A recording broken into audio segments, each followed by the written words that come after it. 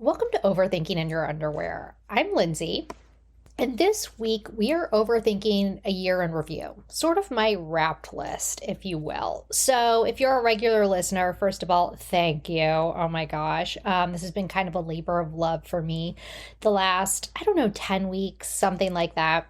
Teaching myself things. But I wanted to say, first of all, if you are a regular listener of this, I'm going to take a bit of a holiday break, sort of like, if I were in college, like the month off. I'm going to give myself the month off and come back in the beginning of January, fresh with fresh ideas and fresh overthinking for you. But I wanted to give you my wrapped, if you will, my wrapped overthinking, what I've been overthinking most this year. And I kind of encourage you maybe to do your own wrapped list, whether it's through meditation or writing it down. Like, what are your biggest overthinking thoughts this year? Or to put it more in layman's terms, like what have been like kind of your big moments? What are the big things you've pondered? What are your kind of like big highlights of the year? What were your like main themes of the year? So that's what I'm going to take you through today. We're like, what were my main themes of the year? The first thing I want to do is just like rewind and start fresh right there at January of 2023. And I was launching a book into the world, Overthinking in Your Underwear, now available on Amazon. And one of my main themes of the year, the first main theme, is putting myself out there on social media, going public, as I say. And that was so hard for me, you guys. It was just not in my nature. Like, writing the book was amazing. And I wrote the book during COVID, and it's kind of a self-help book that doesn't take itself too seriously, but there's lots of advice. There's lots of stories of failure, mostly from my own life. Then I give you tips along the way. It's a little bit in the style of You're a Badass, if you like that book. And but it's a little bit more personal than her book, but I love that book. I love You're a Badass. I've actually read it multiple times, but it's in the style of You're a Badass. Anyway, I wrote that book. I wrote Your Overthinking in Your Underwear, and I loved it. I loved the whole process. I've written multiple things, but the process of writing is very in my wheelhouse of comfort. And I even talk about in the book, like getting out of your comfort zone and what it means to challenge yourself and all of these things. So as any writer knows, the moment you write the end, the real work begins. So that becomes promoting yourself and trying to get your book published and putting yourself out there. And I knew that in like a small way, but I really learned it fast. So, in the process of trying to get agents and managers and all of these things to get my book published, the first thing I heard, whether it was I like your work and everything, it was like, I looked at your social media platform and you have like 500 followers. And I did at the time. It was like, you have 500 followers. I had like the requisite 500 followers that we all have that you collect over your life from like high school, coworkers, that kind of thing. My page was private. I posted like once a year on a vacation, like we all do. I was like that kind of poster, that kind of Gen X poster. And these people, the agents and the managers, they looked at me and they were like, this is not going to get us any kind of book sales, And what I realized really fast was, while you may have written a book, you need to have a platform. I heard the words, you need to have a platform, so many times. At first, I have to tell you, I was resentful. I was resentful of this advice. I was like, why do we live in a world where you can't just do your art and put it on a bookshelf and hope someone buys it, or, give it to an agent and have them promote you, which you can in some situations if you're a certain person or whatever, but really not anymore. I mean, whether you are a real estate agent or even my hairdresser, I've talked about this before, my hairdresser is asked to post before and after pictures of her clients. I mean, whomever you are asked to put your work online. You are asked to promote yourself online. You are asked to create a platform. And it's really hard because that is a certain kind of personality that is very public, that's adding an extra level and an extra layer of work to all of our lives and all of our jobs. So I was really reticent of it at first. You guys do not understand the reticence, okay? But back in January, we're still back in January, you guys, so buckle in. Buckle in. um, Back in January, I was like, okay, I understand this. I'm accepting it. I'll do it. So the irony here, if you don't know me, is this is what I also do for a living. I'm a copywriter. I work in advertising. I create social media for brands, but I still I still am reluctant to do it for myself, and I'm still like salty about the whole thing, right? Even though it like pseudo pays my bills. So anyway, I am like, okay, well, I'm gonna do it. So I started with like creating stylized images of the books and the book and little quote blocks and posting little gifs with music. You know, I knew how to do it, right? But still not like face forward in the camera, putting myself out there. I was kind of like stepping my toe in the water, not like going public because I was scared of social media. Like I know a lot of you are because I've talked to so many people since then, since I've done this, that have said like, oh my God, I don't know how you do it. I don't know how you do it. I'm just scared of social media. I mean, I have friends because, and I know this because they tell me, and I was this kind of person who are scared to post a happy birthday tag, you know, a happy birthday post because they're like, oh, people, does this sound right? What are people going to think? I mean, if I post my family Christmas card on Facebook, is this 5 words that say happy holidays? Does this sound right? The way we overthink social media is crazy. And I was the same kind of person. I was the same kind of person back there overthinking every post, every single post.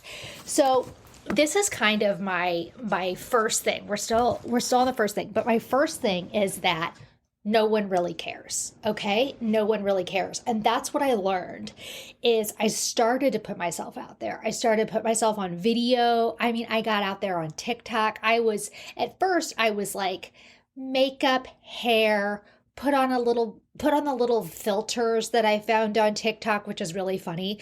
Like occasionally I'll scroll through my camera and I'll see a thing and I'll go, God, I looked amazing that day. And then I'm like, no, actually I didn't. I had on a filter. Took a filter on TikTok and used it. Okay, great. So I was doing all the stuff, right? I was doing my hair. I was getting the right lighting. I was using a TikTok filter. I was making sure everything was perfect. This is me, right? Back at first, just trying to put myself out there, but doing it in a way that I felt comfortable. Cut to a few months later, I am like, you know what? No one really cares. It's not that big of a deal. I am no makeup, laying in bed, double chin half showing as I'm talking, and just like, you know what? What matters is the content. What matters is just sharing what I want to say, getting it out there, because if you overthink it, you're probably not going to share it. If you have something to say it. Don't overthink the hair. Don't overthink the lighting. Don't overthink the TikTok filter. Just share it and post it. If you don't want to, don't. I'm not saying that you even have to. You do not have to. I think you should not feel pressure to share on social media either if you don't want to. If your job requires it, if someone tells you you have to create a platform, don't overthink it because people are not thinking as hard about it as you think they are.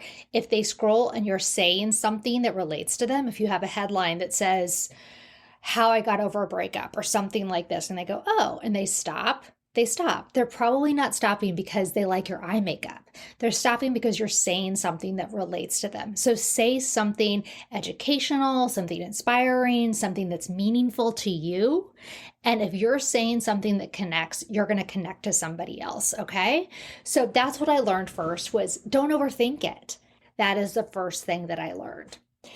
So in my wrapped list, social media is such a huge part because I had never, like I said, put myself out there in the way that I did this last year. So going public on social media was such a huge thing. And I'll say this, it was terrifying, but it was, I will say this, like I was nervous about putting myself out there. And People are negative, and I've gotten some negative comments, but people are also more wonderful than you remember. Like, I've gotten some wonderful comments from people that I haven't talked to since high school or college or whatever, just sending me the kindest messages and the kindest DMs rooting me on. And it means the world. It really does mean the world to know that people wish you well, and they do wish you well. So the flip side of that I will say, if you are considering putting yourself out there on social media, I will say take one day to do a negative dive into social media. So what I mean by that is go on TikTok, go to someone like Alex Earl's page. So Alex Earl is a huge TikTok influencer. Go to her comment section of something, read her comments. I guarantee you, she is flooded with negative comments. Poor girl, does not deserve it. I'd love to know how she deals with it. Flooded with negative comments. Go to Amazon.com, find a really popular book. Go to the comment section of that book. I guarantee there are 25% of them are negative comments. People saying, I don't really get this book. This book isn't as good as I think it is. Do a negative dive into social media and see just the garbage trash fire that is social media. And I think there are many reasons for that. I think there's one reason is if you are an Alex Earl, if you wrote a best-selling novel, people want to be contrarian and they want to say, I don't see the big thing with Alex Earl, or they want to say, I don't see the big thing with this best-selling novel. What's so great about it? So they go on to tell everyone that they're so smart that they don't really like this book that everybody else likes, right? So there's kind of the contrarian thing. The other thing is, like, it's been talked about a million times, everyone knows this. Social media is anonymous, so it's a place for people to put their anger and their hate and their grievances, and they might put it on your page. And if you're going public, as I'd said, you're just going to have to deal with that. And you have to understand that it's not personal. It is not personal at all, because it is just out there, and it's just sort of how this system works. Unfortunately, it's human nature, it's human behavior, and I wish it wasn't like that, but it is definitely not personal. But the big wrapped theme of my year was definitely launching my book, putting myself on social media, and then I would say launching this podcast. So the podcast kind of came about slowly and then in waves, I would say. I just thought, I could share thoughts and thinking from the book in podcast form. I love podcasts. I pretty much have one on all the time. So I thought, why not create one? And I didn't really know how to do the audio and all of the things that go along with a podcast. I had kind of the content and the frame in my head, but I didn't know how to do. I didn't have a mic. So I started on my phone, and then I was literally researching as I was sharing things with you guys. And if you've listened at all, I really appreciate that, because it was a learning process. The learning process of the podcast has been part of my wrapped year. And I would say that has been something, if you want to glean any advice from it, I would say if there's something you want to do and you don't know how to do it, just dive in. Because I can imagine if I had said back in March, I want to do a podcast, but I'm going to read every podcast book and take a podcast seminar and make sure I have my equipment tuned perfectly and then launch. I mean, you guys may have been like, well, that would have been nice. But at the same time, sometimes perfection is the enemy of progress.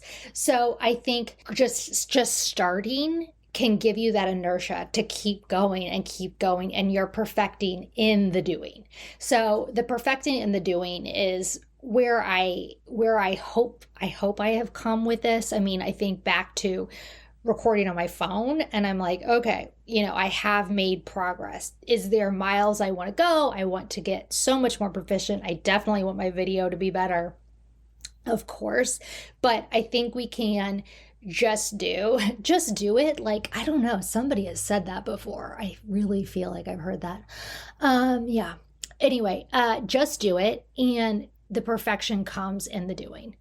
So that I definitely learned that in this podcast journey, and I'm really grateful for it, and I want it to continue, and I'm grateful for everybody who has helped me along the way. I've had so many great friends: Ashley Pooh, Ryan, Jill Simpson, Trisha, best friend Trisha, oh, and of course my niece Marley. Sorry. Definitely the book and the podcast and the social media has been a huge part of my wrapped year, of my wrapped wrap up. So I just turned 46 about, I don't know, God, a week ago, something like that. I would say this is the year I got really comfortable with adult milestones. And what I mean by that is adult milestones, if you don't know, or at least my definition of them, are we graduate from college is an adult milestone. You don't even have to do that. You graduate from college, you get married, you have kids, you volunteer at the PTA, you join a country club, you have dinner parties, you retire, you go to Europe, you go on a cruise. I'm just making these up now, but you get the picture of what an adult milestone is, right? You get a dog. If you know me, you know I've done one of those in there. That's not true. I went to college and I got a job and I got a dog. So I've gotten really comfortable with adult milestones and the understanding that they're basically bullshit. I think maybe if you're a Gen Zer, you're like, they are bullshit. Of course they're bullshit. It's all an illusion. Everything's a construct, as my niece says. And I had a really interesting conversation with two of my girlfriends the other night about adult milestones. And if you're a Gen Xer, we have a lot of trouble with them. Anybody that's elder millennial or a Gen Xer, we're like stuck in those. I mean, we have had that list in our head forever. We've been checking them off. We're like Santa, right? We're like making a list and checking it twice. It's really hard to get out of your head that here's what you do, and then followed by this, and then you do this. And if you're not doing this, then what are you even doing, and what are you doing with your life, right? And straying from that and not living by this path is, feels wrong. And it seems like you're doing something outside the norm, and it seems like you're weird. And, we were kind of talking, and we were like, why would there be this, like, it's one path. Like, why would there be this one path that everyone follows? Who made it up? Why are we all following it? Why wouldn't there be 9,000 ways for someone to live their life? Like, it's actually insane when you think about it. I don't follow it. I did graduate from college. I did get a job. I worked in corporate America for a long time. I started freelancing 5 or 6 years ago. So I work for myself now. I very much enjoy that and love being an entrepreneur and kind of an artist at heart. I don't want to get married. I don't want to have kids. I live with my dog and very much enjoy it. I was telling my girlfriends the other night, we were like joking about like marriage or something. And I said, well, I could get married, but I think he would have his own place, kind of like a Woody Allen, Mia Farrow, which is a horrible, horrible analogy these days. But like a Woody Allen, Mia Farrow, they lived in separate places, which that didn't turn out great. That did not turn out great for Mia Farrow. But they did live in separate apartments, but down the street from each other. And then like went on dates. And I said that would be really nice. Okay, sorry about that analogy. Okay, so anyway, I think I got really comfortable with adult milestones this year, meaning I know who I am and I know I'm happy.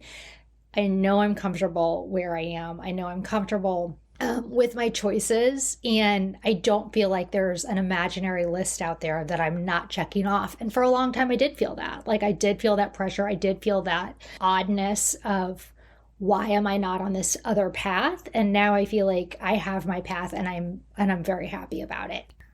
So I hope that you are comfortable with adult milestones. And if they're on your path, it's because you put them there. You put a milestone there that you want to hit, and it's not put there by society or by some imaginary thing that you just kind of learned and you don't even know why you learned it. Like why are you even heading that direction? And I guess maybe the last thing I've been overthinking this year of my wrapped list is aging.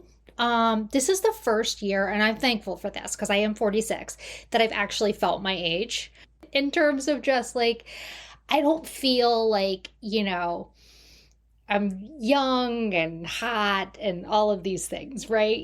Like I'm like, I'm 46. All right, let's just be real. All right. Okay. And there's a lot of reasons for that. You start aging, you start looking at yourself, you're like, I'm older, okay? I physically just, you have aches and pains. I have a lot of aches and pains. There's a lot of days I don't feel great.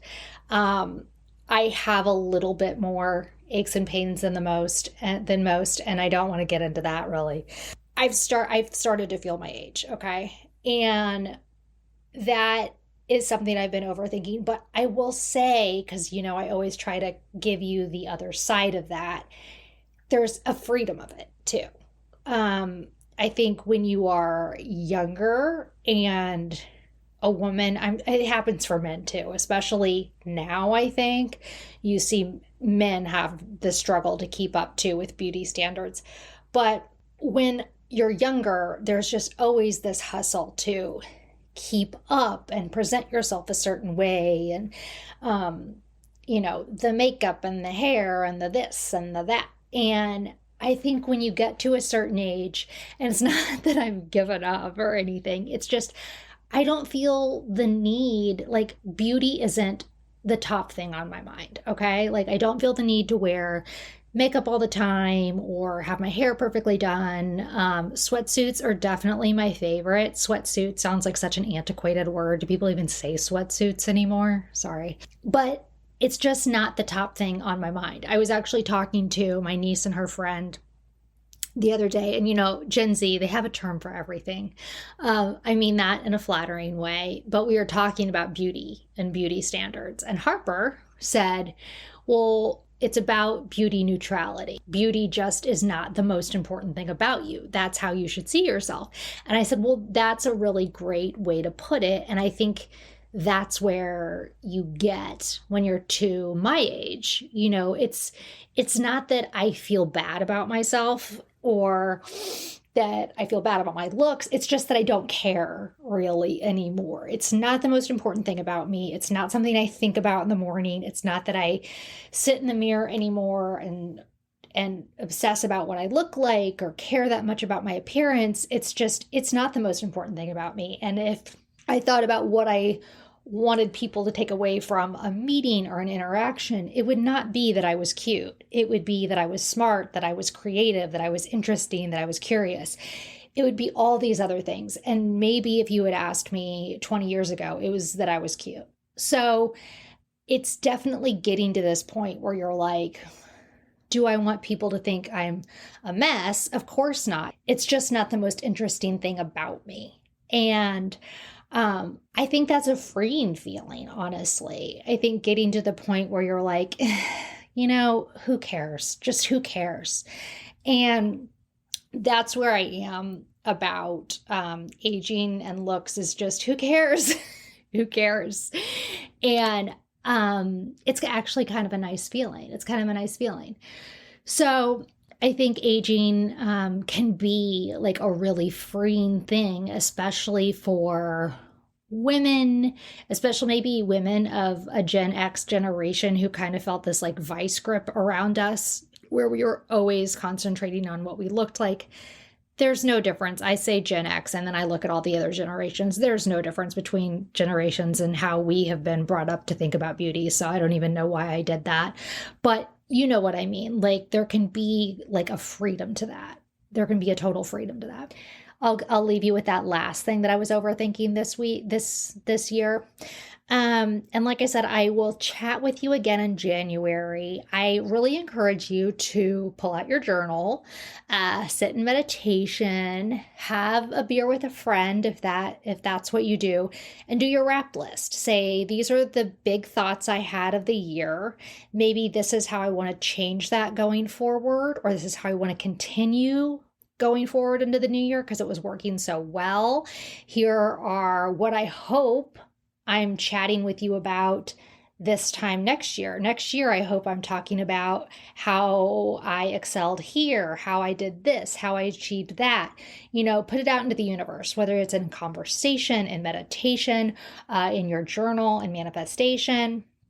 Really put it out there. So that's my wrapped for this year. And I hope you guys have a great holiday. I'll talk to you next year. Wishing you all good thoughts.